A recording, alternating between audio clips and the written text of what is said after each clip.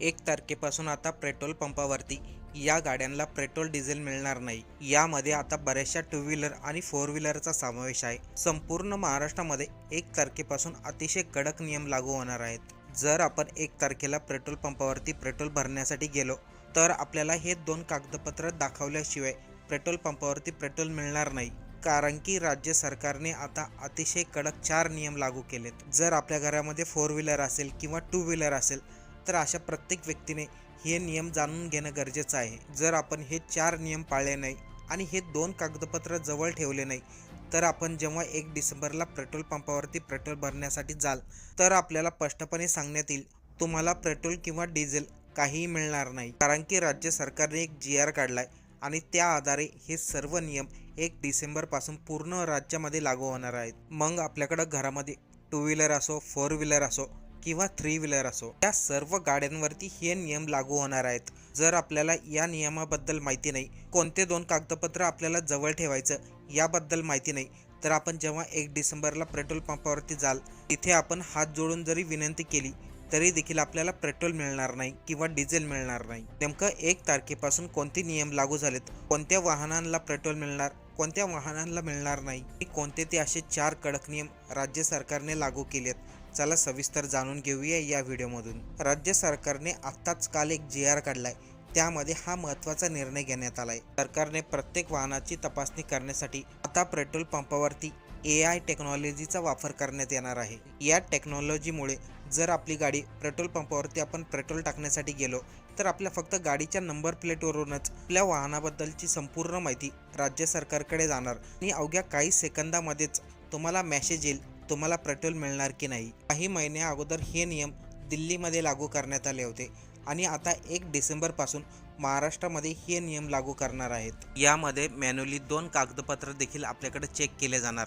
ते कागदपत्र असल्यानंतरच आपल्याला टू व्हीलर फोर व्हीलरमध्ये पेट्रोल डिझेल मिळणार। अगोदर तर आपल्या गाडीची नंबर प्लेट स्कॅन केली जाईल आणि 1-2 सेकंदामध्येच ही माहिती मिळेल ही गाडी नियमामध्ये बसती की नाही आणि त्या आधारावरतीच आपल्याला पेट्रोल किंवा डिझेल मिळणार। जर आपली टू व्हीलर फोर व्हीलर सरकारने लागू केलेल्या नियमामध्ये बसली नाही तर आपल्याला पेट्रोल पंपावरती एकही थेंब पेट्रोल मिळणार नाही। सरकारने लागू केलेले नेमकं कोणते नियम आहेत आणि कोणते कागदपत्र आपल्याला पेट्रोल पंपावरती दाखवावी लागणार याबद्दल आता सर्वांनी लक्षपूर्वक ऐकायचं आहे। त्यामध्ये पहिला नियम असा आहे, जी वाहनं खूप जास्त जुनी झालीत तरी देखील ती रस्त्यावरती पळतात अशा गाड्यांना आता 1 डिसेंबरपासून पेट्रोल किंवा डिझेल मिळणार नाही। यामध्ये दुसरा नियम असा आहे जो बऱ्याचशा लोकांच्या लक्षात राहत नाही, कधी कधी त्याची व्हॅलिडिटी संपती तरी देखील आपलं लक्ष जात नाही, ते म्हणजे PUC। आपल्याला सर्वांना असं वाटत असेल पेट्रोल पंपावरती आता कोण चेक करणार आहे, पण आपल्या गाडीचा नंबर प्लेट फक्त स्कॅन जरी झाला काही सेकंदामध्येच आपल्या गाडीचे कोणते कोणते कागदपत्र व्हॅलिड आहेत आणि कोणते कागदपत्र व्हॅलिड नाहीत याबद्दल माहिती मिळते। पेट्रोल पंपावरती कोणताही व्यक्ती आपल्या कागदपत्राची तपासणी करणार नाही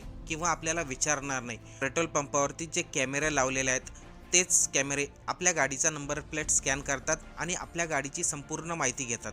त्यावरूनच ठरवलं जाईल तुम्हाला पेट्रोल किंवा डिझेल द्यायचं आहे की नाही। अगोदर हे नियम दिल्ली आणि गोवा या ठिकाणी चालू करण्यात आले होते आणि आता 1 डिसेंबरपासून हे नियम महाराष्ट्रामध्ये चालू करण्यात येणार आहे। दिल्ली आणि गोवामध्ये हे नियम लागू झाल्यानंतर बऱ्याचशा गाड्या जप्त झाल्या होत्या, त्यामध्ये टू व्हीलर फोर व्हीलर यांच्या संख्या जास्त होत्या। डिसेंबरपासून हे नियम लागू करण्याचं कारण म्हणजे दररोज वेगवेगळ्या ठिकाणी अपघात होत आहेत, प्रदूषण जास्त प्रमाणात वाढतंय, काही लोक तर चोरीची गाडी देखील वापरतात। या सर्व गोष्टी लक्षात घेऊनच 1 डिसेंबरपासून हे नियम लागू करण्यात आलेत। आता आपण जाणून घेऊया कोणत्या गाड्यांना पेट्रोल किंवा डिझेल मिळणार नाही, कोणत्या गाड्यांना सर्वात जास्त धोका आहे। 1 डिसेंबरपासून आपल्या गाड्यांना पेट्रोल डिझेल मिळावं यासाठी कोणतीही अडचण येऊ नये यासाठी आपल्याला काय करावं लागेल आता आपण लगेच जाणून घेऊया। हे नियम अगोदर दुसऱ्या राज्यामध्ये लागू झाले होते, जसं की दिल्लीमध्ये असो, गोवा असो, पंजाबमध्ये असो, कारण की हे राज्य सरकारचे नाही केंद्र सरकारने आणलेले नियम आहेत, त्यामुळे हे प्रत्येक राज्यामध्ये लागू होणार।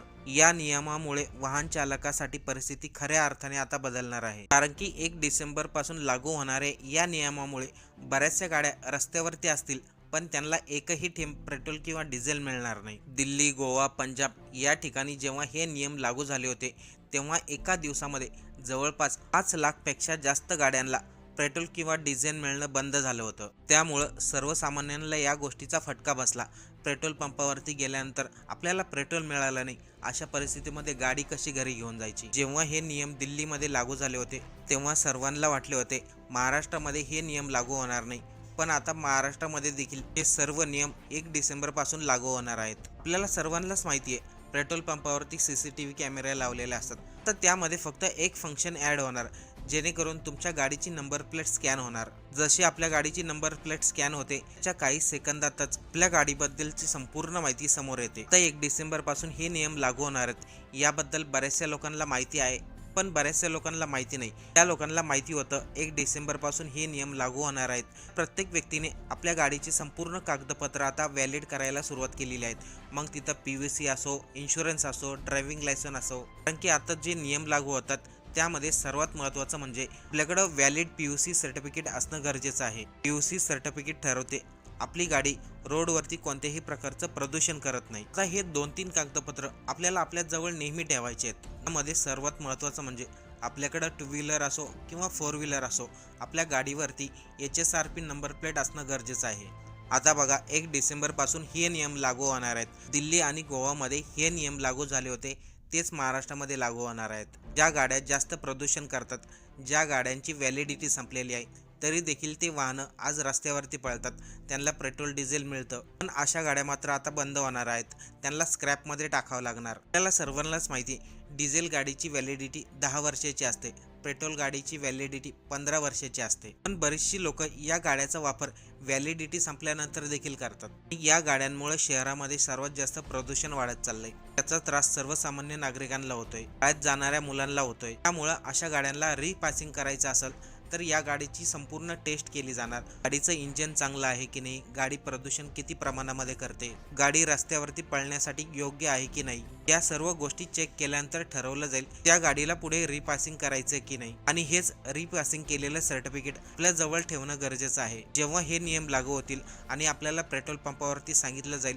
आपल्याला पेट्रोल डिझेल मिळणार नाही, त्यावेळेस हे सर्टिफिकेट आपण पेट्रोल पंपावाल्याला दाखवू शकतो. त्या सर्टिफिकेटमध्ये क्लिअर लिहिलेलं असतं आपली गाडी कोणत्याही प्रकारचं प्रदूषण करत नाही, आपल्या गाडीचं इंजिन चांगलं आहे आणि आपल्या गाडीला RTO मार्फत परवानगी दिलेली आहे. त्याशिवाय आपल्याकडे PUC सर्टिफिकेट व्हॅलिड असणं गरजेचं आहे. बरेचशी लोक PUC सर्टिफिकेट काढतात, पण ते एक्सपायर झाल्यानंतर त्यांचं लक्ष जात नाही. पण आता 1 डिसेंबरपासून असं चालणार नाही. आपण पेट्रोल पंपावरती गेलो, आपलं PUC सर्टिफिकेट एक्सपायर झालेलं असेल तर आपल्याला पेट्रोल मिळणार नाही. 2 व्हीलर अशा गाड्यात ज्यांचा सर्वात जास्त वापर होतो, त्यामध्ये बऱ्याचशा गाड्या अशा असतात ज्यांची रिपासिंग झालेली नसते, तरी देखील त्या गाड्या रोडवरती पळतात. आणखी त्या व्यक्तींना माहीत असतं आपण जर रिपासिंग करायला गेलं तर RTO मार्फत रिपासिंग होणार नाही, कारण की त्या गाडीची पूर्ण व्हॅलिडिटी संपलेली असते. अशा परिस्थितीमध्ये त्या गाडीला RTO मार्फत ग्रीन पास मिळत नाही. 1 डिसेंबर नंतर आपण या प्रकारच्या गाड्या पेट्रोल पंपावरती घेऊन गेला तर आपल्याला पेट्रोल डिझेल मिळणार नाही. त्यामुळं वेळ असतानाच आपल्या गाडीची रिपासिंग करून घ्या.